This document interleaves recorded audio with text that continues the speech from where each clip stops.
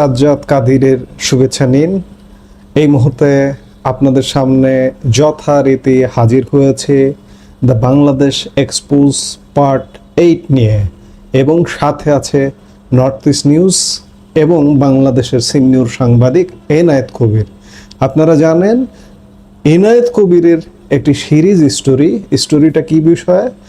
শেখ হাসিনা পতনের পূর্বাপর বিশ্লেষণী একটি স্টোরি 8 পর্ব ধরে প্রকাশিত হলো উত্তর পূর্ব ভারতের গণমাধ্যম নর্থ ইস্ট নিউজে।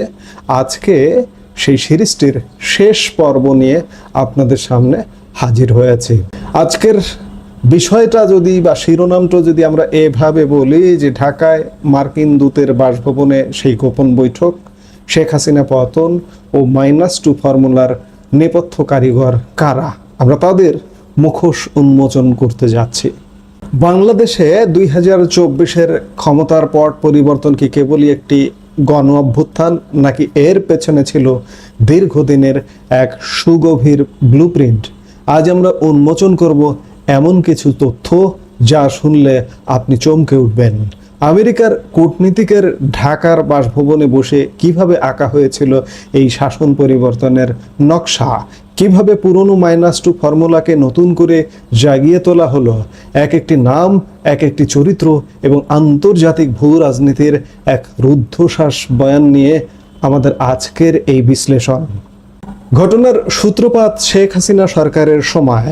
তৎকালীন প্রধানমন্ত্রী শেখ হাসিনা মার্কিন নেতৃত্বাধীন কোয়াডে যোগ দিতে অস্বীকৃতি জানালে সম্পর্কের অবনতি ঘটে।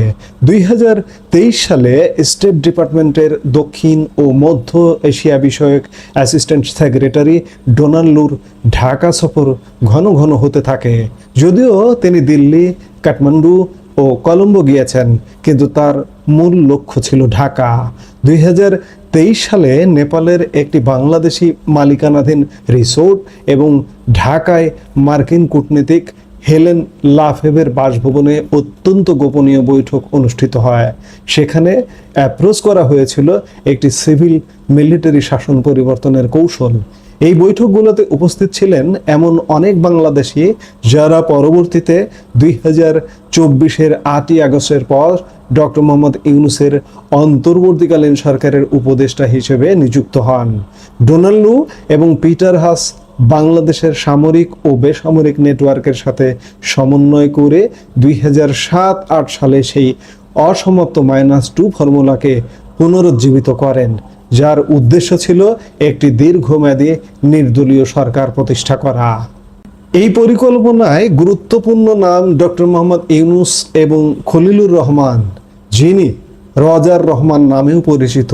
সাবেক মার্কিন রাষ্ট্রদূত মার্শা বার্নিকাট জাফরুল্লাহ চৌধুরীকে বেছে নিয়েছিলেন ইউনূসের এক বামপন্থী আত্মীয়র মাধ্যমে। 1999 সালে এই আত্মীয়ই খলিলুর রহমানকে ইউনূসের সাথে পরিচয় করিয়ে দেন।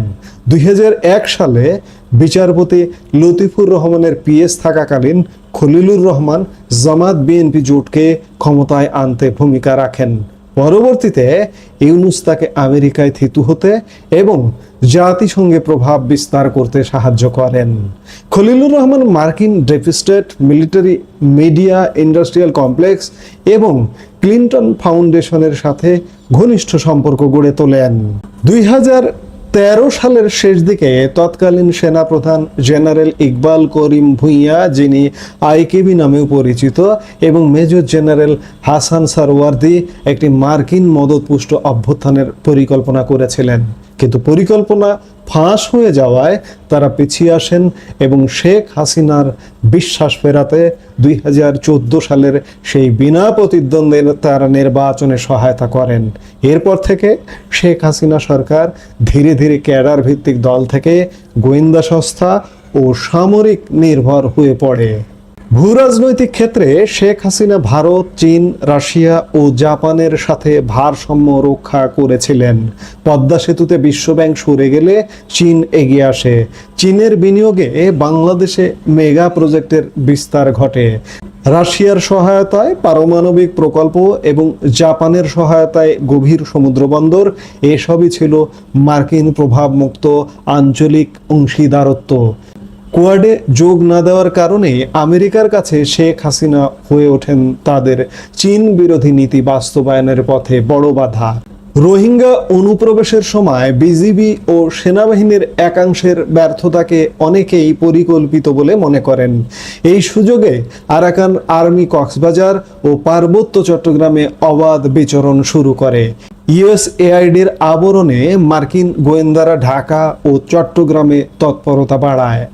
আমেরিকা চীন বিরোধী বিচ্ছিন্নতাবাদী গোষ্ঠীগুলোকে মুক্তিকামী হিসেবে তকমা দিতে শুরু করে, যার মধ্যে হারকাতুল জিহাদ ও হিজবুত তাহরিরের মতো দলগুলোকেও যুক্ত করার অভিযোগ রয়েছে। বর্তমান ক্যাবিনেট সচিব নাসিমুল গনির বিরুদ্ধেও হিজবুত তাহরিরের সংশ্লিষ্টতার অভিযোগ আছে। দলিলপত্র অনুযায়ী চীন বিরোধী একটি খ্রিস্টান ইহুদি রাষ্ট্র গঠনের সুদূর প্রসারী পরিকল্পনার অংশ হিসেবে বাংলাদেশে একটি অজ্ঞাবহ সরকার দরকার ছিল, আর তাই 2024-এ -2 ফর্মুলা কার্যকর করা হয়। মার্কিন মদতে সাংবাদিক, শিক্ষাবিদ